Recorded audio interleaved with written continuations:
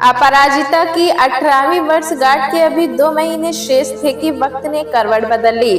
व्यवहारिक तौर पर तो उसे वयस्क होने में 2 महीने शेष थे, मगर बिन बुलाई त्रस्तियों ने उसे वक्त से पहले ही वयस्क बना दिया था।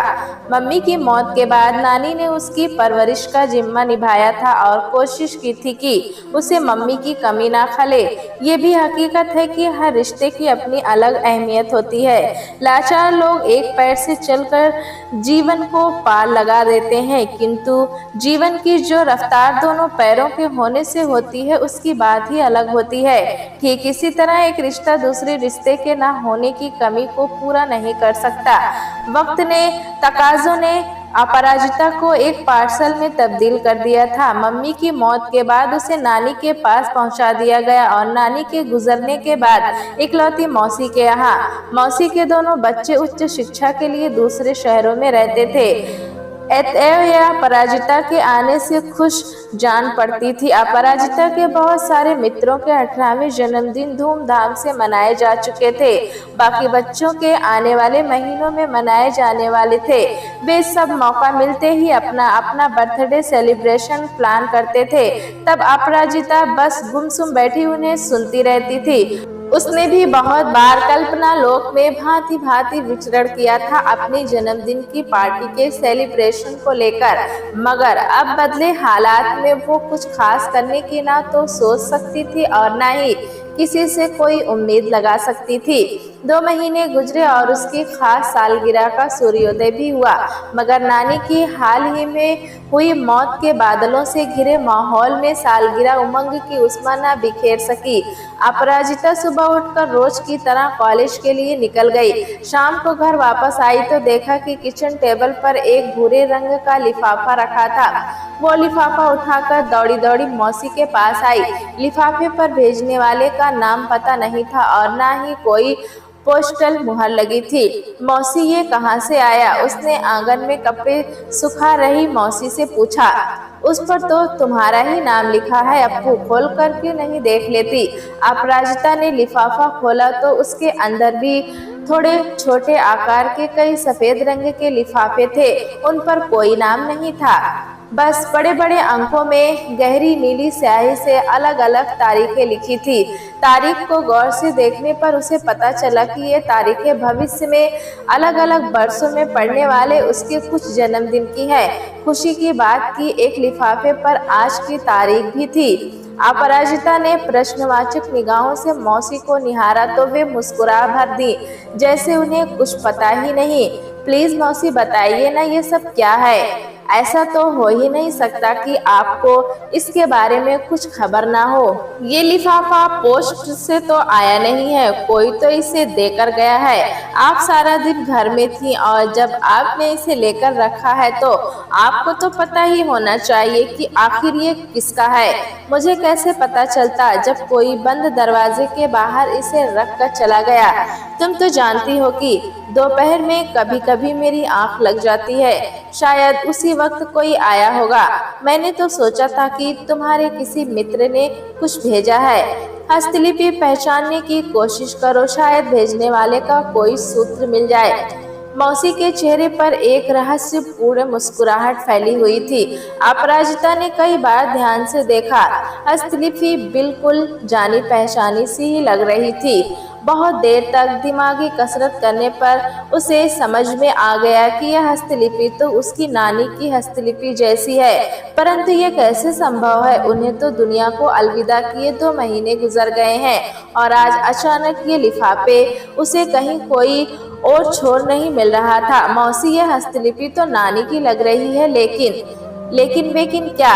जब लग रही है तो उन्हीं की होगी। ये असंभव है मौसी। अपराजिता का स्वर द्रवित हो गया। अभी तो संभव ही है अप्पू, मगर 2 महीने पहले तक तो नहीं था।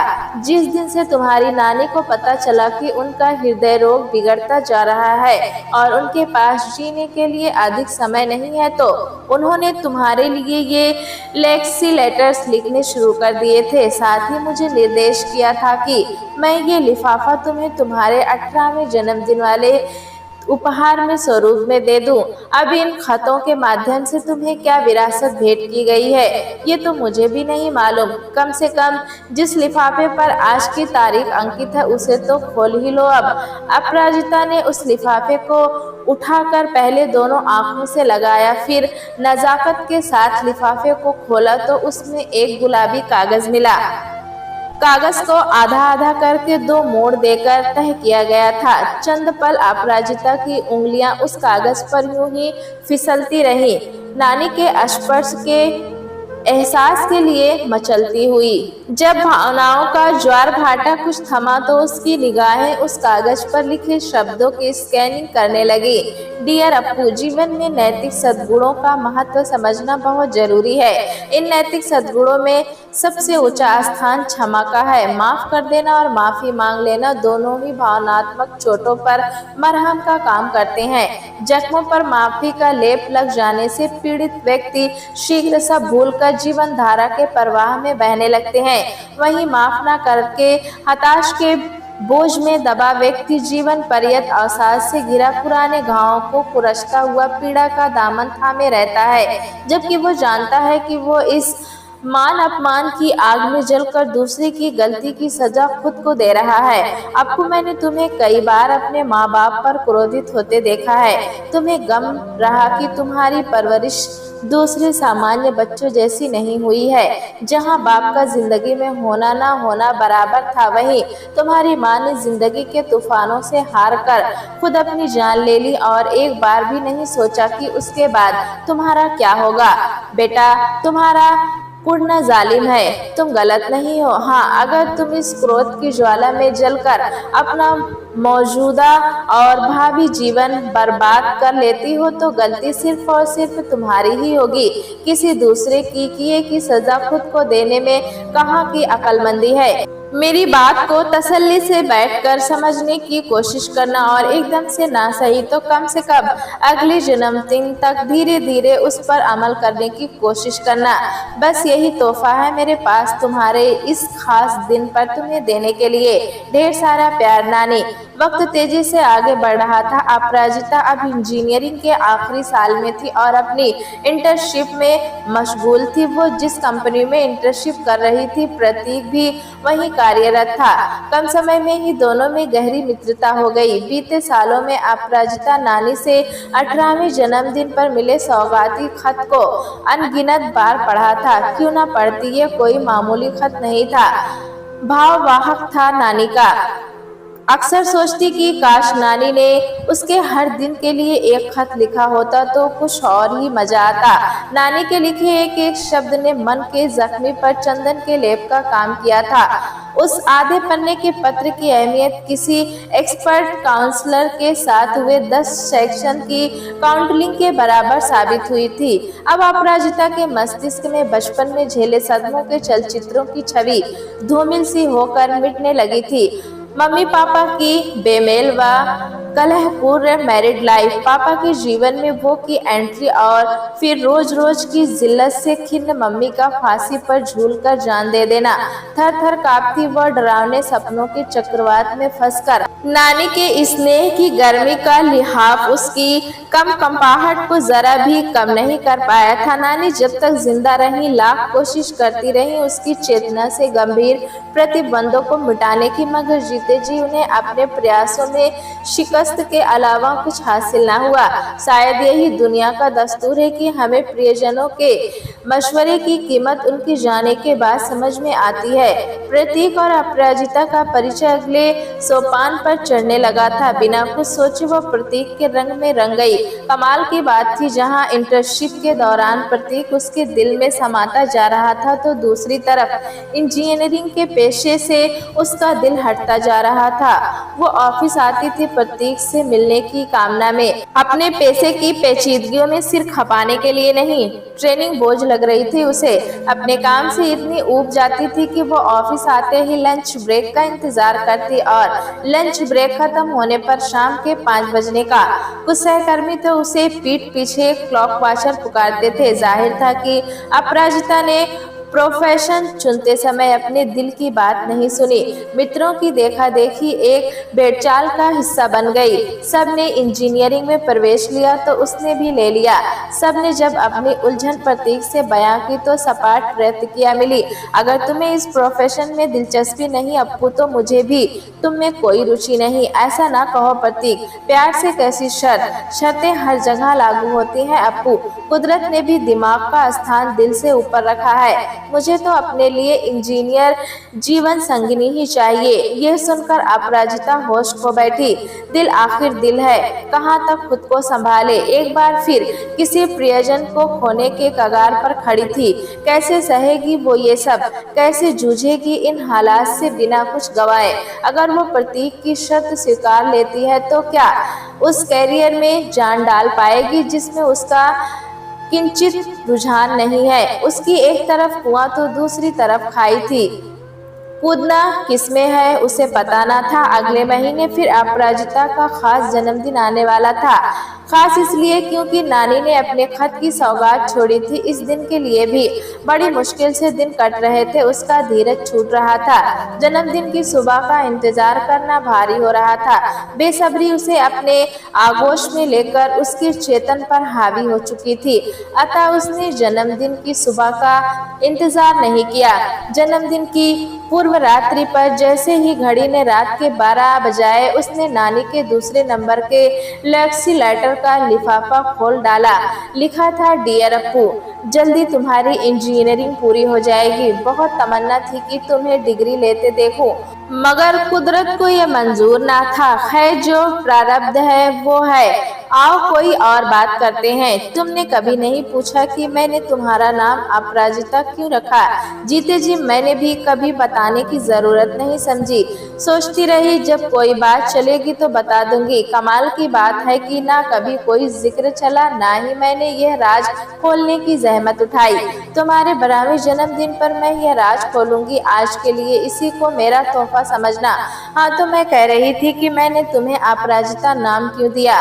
असल में तुम्हारे पैदा होने के पहले मैंने कई फीमेल नामों के बारे में सोचा था, मगर उनमें से ज्यादातर के अर्थ निकलते थे कोमल, सुगढ़, खूबसूरत वगैरह वगैरह। मैं नहीं चाहती थी कि तुम इन शब्दों का पर्याय बनो।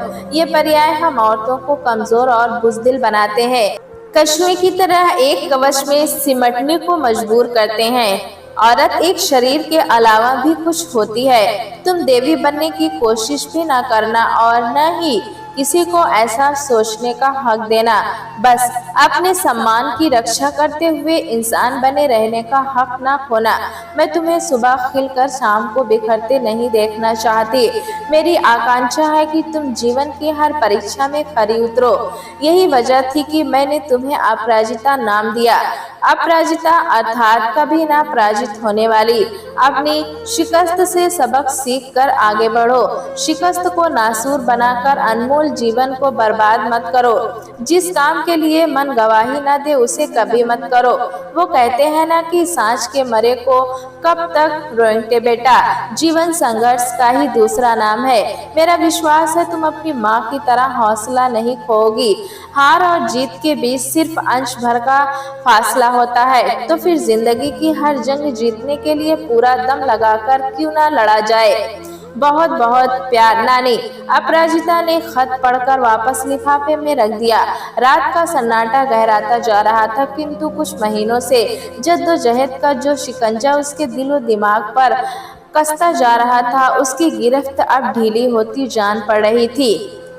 दूसरे दिन की सुबह बेहद दिलकश थी। रेशमी आसमान में बादलों के हाथी घोड़े से बनते प्रतीत हो रहे थे। चंद पल वह यूं ही खिड़की से झांकती हुई आसमान में इन आकृतियों को बनते बिगड़ते देख रही थी। ऐसी ही आकृतियों को देखते हुए ही तो वो बचपन में मम्मी का हाथ पकड़कर स्कूल से घर आती थी।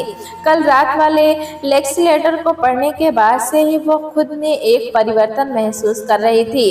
कहीं कोई मलाल न था। कल रात से वो जीवन को अपनी शर्तों पर जीने का निर्णय कर चुकी थी। ऑफिस जाने से पहले उसने एक लंबा शावर लिया, मानो कि अब तक के सभी गलत फैसलों व चिंताओं को पानी से धोकर मुक्ति पा लेना चाहती हो। प्रतीक के साथ ऑफिस कैंटीन में लंच लेते देते हुए उसने अपना निर्णय उसे सुनाया। प्रतीक, मैं तुम्हें भुलाने का फैसला कर चुकी हूँ क्योंकि मेरी जिंदगी के रास्ते तुमसे एकदम अलग हैं। ये क्या पागलपन है? कौन से हैं तुम्हारे रास्ते? जरा मैं भी तो सुनूं। प्रतीक कुछ बौखला सा गया। लेखन, भाषा, साहित्य है मेरे शौक। किसी वजह से 4 साल पहले मैंने गलत लाइन पढ़ ली, लेकिन इसका ये अर्थ कतई नहीं कि मैं इस गलती के साथ उम्र गुजार दूं या इसके बोझ से दबकर दूसरी गलती करूं। अगर मैंने तुमसे शादी की तो वो मेरी एक और भूल होगी, क्योंकि सच्चा प्यार करने वाले सामने वाले को जो का त्यों अपनाते हैं, उन्हें अपने सांचे में ढालकर अपनी पसंद और अपने तरीके उन पर नहीं थोपते। भेजा फिर गया है तुम्हारा, जो समझ में आए करो मेरी बला से। तमतमाता प्रतीक लंच बीच में ही छोड़कर तेजी से कैंटीन से बाहर निकल गया। अपराजिता ने कोई प्रतिक्रिया व्यक्त नहीं की, इत्मीनान से अपना लंच खत्म करने में मशगूल रही।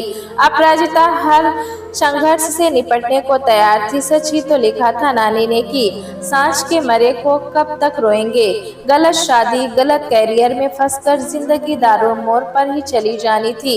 वो इस अंधे मोड़ के पहले ही सतर्क हो गई। अपराजिता, नानी ने तुम्हारे लिए कुछ पैसा फिक्स डिपॉजिट में रखवाया था। अब तक मैं इस पॉलिसी को 2 बार रिन्यू करा चुकी हूँ, पर सोचती हूँ अब अपनी जिम्मेदारी तुम खुद उठाओ और ये रकम लेकर अपने तरीके से इन्वेस्ट करो। एक शाम मौसी ने कहा, जैसा आप चाहो मौसी, अगर आप ऐसा चाहती हो तो ठीक है।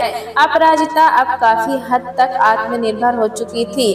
अब तक उसके 2 उपन्यास छप चुके थे। एक पर उसे बुकर प्राइज लिखा था तो दूसरे उपन्यास ने भी इस साल सबसे ज्यादा प्रतिलिपियां बिकने का कीर्तिमान स्थापित किया।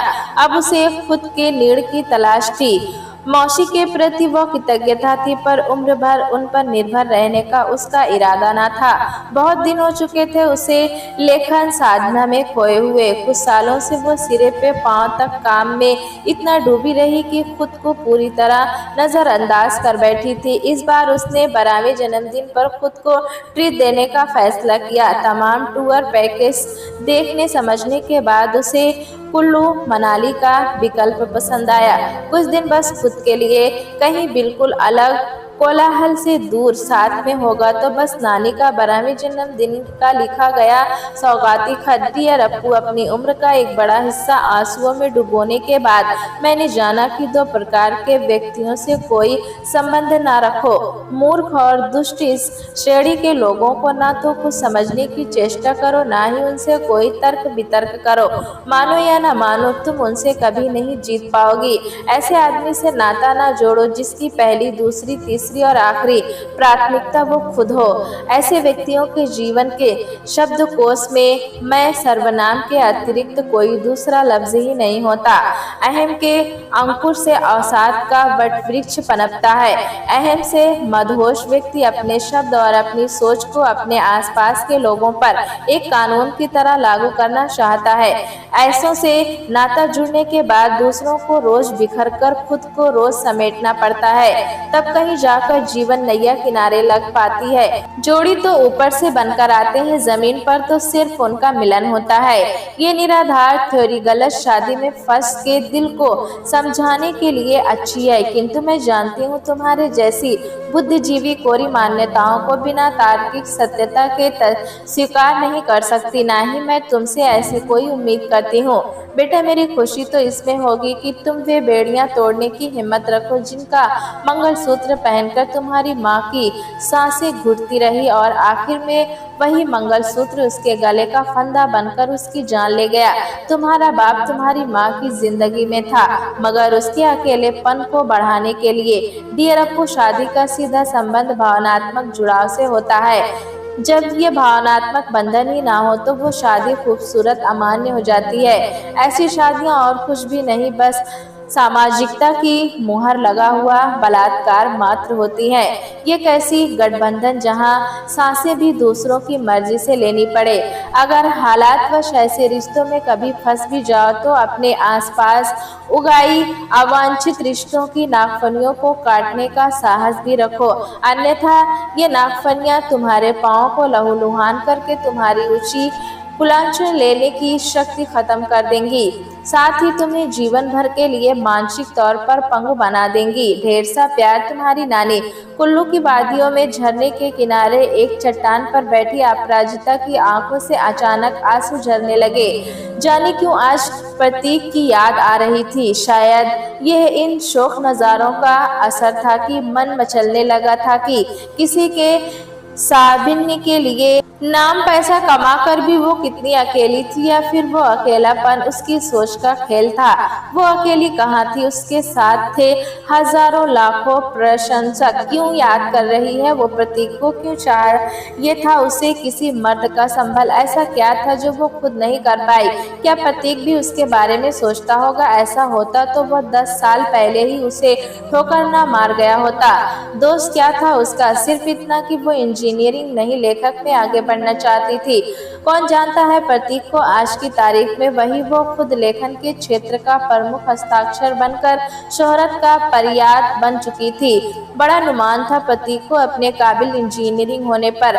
लकीर का फकीर कहीं का, मध्यवर्गीय मानसिकता का शिकार, जिन्हें सिर्फ इंजीनियरिंग और कुछ दूसरी इसी तरह के प्रोफेशन की समझ में आते हैं। लेखन, संगीत और आर्ट उनकी सोच से परे की बातें होती है। नहीं चाहिए था उसे दिखावे का हीरो अपनी जिंदगी में। रही बात अकेलेपन की, तो राहें और भी थी। उसने निश्चिंत किया कि वो दिल्ली लौटकर किसी अनाथ बच्चों को अपना लेगी, गोद लेकर उसे अपना उत्तराधिकारी, अपने सूने आंगन की खुशबू बना लेगी। खुशबू को अपराजिता के आंगन में महकते हुए करीब 10 साल हो गए थे। जिस दिन अपराजिता किसी बच्चे की तलाश में अनाथ आश्रम पहुंची थी, तो उस 4 से 5 साल की पोलियोग्रस्त बच्ची की याचक दृष्टि उसके दिल को भीतर तक भेद गई थी। उस रात आंखों से नींद की जंग चलती रही थी।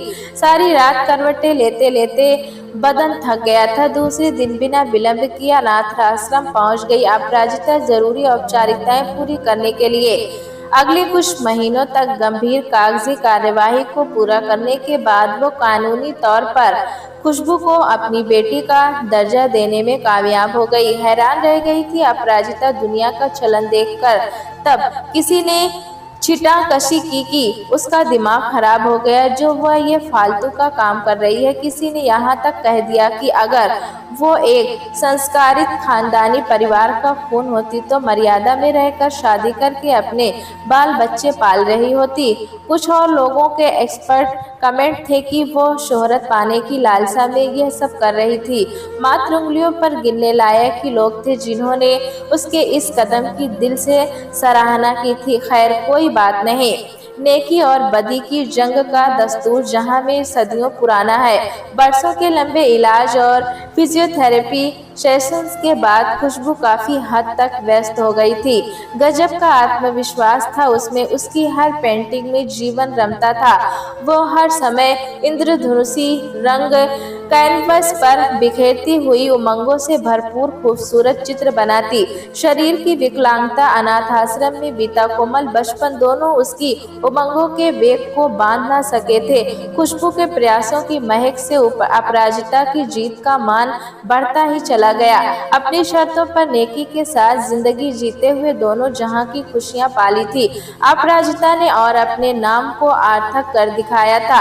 आज रात वो अपना 50वां जन्मदिन मनाने वाली थी। नानी के आखिरी सौगाती खत को खोलकर, डियर अप्पू, तुम अब तक उम्र के 50 बसंत देख चुकी होगी और अपने रिटायरमेंट में स्थिर होने की सोच रही होगी। ये वो उम्र है जिसे जीने का मौका तुम्हारी माँ को कुदरत ने नहीं दिया था। इसलिए मुबारक हो बेटा, वक्त तुम पर हमेशा मेहरबान रहे। तुम्हारे मन में शायद अध्यात्म और तीर्थ के ख्याल भी आते रहे होंगे। ऐसे ख्याल कई बार स्वेच्छा अनुसार आते हैं और कई बार इस दिशा में दूसरों के दबाव में भी सोचना पड़ता है। विशेष तौर पर महिलाओं से इस तरह की अपेक्षा जरूर की जाती है कि उनका आचरण पूर्णतः धार्मिक हो। यूँ तो धर्म एक बहुत ही व्यक्तिगत मामला है, फिर भी धर्म में रुचि न रखने वाली स्त्रियों पर असंस्कारित होने की मुहर लगा दी जाती है। मैं तुमसे कहूँगी कि ये सब बकवास है। मैंने अपने जीवन में अनेक ऐसे महात्मा, मुल्ला और पदारियों के बारे में पढ़ा था और सुना था जो धर्म की आड़ में हर तरह के घृणित कृत्य करते हैं और दूसरों के बूते पर ऐशो आराम की जिंदगी जीते हैं। ज्यादा दूर क्यों जाए, मैंने तो खुद तुम्हारे नाना को ये सब पाखंड करते देखा है। उन्होंने हवन जप मंत्र करने में पूरी उम्र तो बिताई, पर उसके सार के एक अंश को कभी जीवन में नहीं उतारा। दूसरों को प्रताड़ना देना ही उनके जीवन का एकमात्र उद्देश्य और उपलब्धि था। अब तुम ही बताओ, ये कैसा पूजा पाठ और कर्म कांड जिसमें आडंबर करने वाले के खुद के कर्म और कांड ही सही नहीं है। तो डियर अप्पू, कहने का सारा मेरा ये है कि धर्म पूजा पाठ कभी भी मन की शुद्धता के प्रमाण नहीं होते। मन की शुद्धता होती है अच्छे कर्मों में, अपने से कमजोर का संबल बनने में। बाकी सब तो तुम्हारे अपने ऊपर है। पर एक वचन मैं भी तुमसे लेना चाहूंगी और मुझे पूरा भरोसा है कि तुम मुझे निराश नहीं करोगी। बेटी, ये शरीर नश्वर है, जो भी दुनिया में आया है उसे जाना ही है। इस शरीर का महत्व तभी तक है जब तक इसमें जान है। जान निकलने के बाद खूबसूरत से खूबसूरत जिस्म भी इतना विभत्स लगता है कि मृतक के परिजन भी उसे छूने से डरते हैं। जीते जी हम दुनिया के फेर में इस कदर फंसते होते हैं कि कई बार चाह कर भी कुछ अच्छा नहीं कर पाते।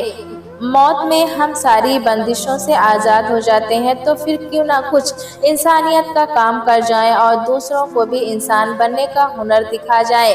डियर अप्पू, संक्षेप में मेरी बात का अर्थ है कि जैसे मैंने किया था वैसे ही तुम भी मेरी तरह मृत्यु के बाद अंगदान की औपचारिकताएं पूरी कर देना। मुझे नहीं लगता कि तुम्हारे 50वें जन्मदिन को मनाने का इससे श्रेष्ठ तरीका कोई और हो सकता है। बस आज के लिए इतना ही अप्पू। तबीयत आज कुछ ज्यादा ही नासाज है, ज्यादा लिखने की हिम्मत नहीं हो रही। लगता है अब जान निकलने ही वाली है। कोशिश करूंगी, मगर फिलहाल तो ऐसा ही महसूस हो रहा है कि ये मेरा आखिरी खत होगा तुम्हारे लिए। सदा सुखी रहो मेरी बच्ची नानी। अपराजिता ने पत्र को सहेज कर सुनहरे रंग के कार्डबोर्ड बॉक्स में नानी के अन्य पत्रों के साथ रख दिया। इन सभी पत्रों को आबाद करा के वो खुशबू के 18वें जन्मदिन पर भेंट करेगी। अपराजिता अब तक एक बहुत ही सफल लेखिका थी। उसके लिखे उपन्यासों पर कई दूरदर्शन चैनल धारावाहिक बन चुके थे। ट्रॉफी और अवार्ड से उसके ड्राइंग रूम का शोकेस पूरी तरह भर चुका था। रेडियो टेलीविजन पर उसके कितने ही इंटरव्यू प्रसारित हो चुके थे। देश भर की पत्र पत्रिकाएं भी उसके इंटरव्यू छापने का गौरव ले चुकी थी। इन सभी छात्रों में एक प्रश्न हमेशा पूछा गया कि अपनी लिखी किताबों में उसकी पसंदीदा किताब कौन सी है, और इस सवाल का एक ही जवाब उसने हमेशा दिया था, मेरी नानी के लिखे विरासती खत ही मेरे जीवन की पसंदीदा किताब है और मेरी इच्छा है कि मैं अपनी बेटी के लिए भी ऐसी ही विरासत छोड़कर जाऊं जो कमजोर पलों में उसका उत्साह वर्धन कर उसका जीवन पथ सुगम बना जाए। वो लकीर की फकीर न बनकर अपनी एक स्वतंत्र सोच का विकास करे। दोस्तों, कहानी कैसी लगी हमें कमेंट में जरूर बताएं। चैनल पे नए हैं तो एक लाइक और सब्सक्राइब करना ना भूलें।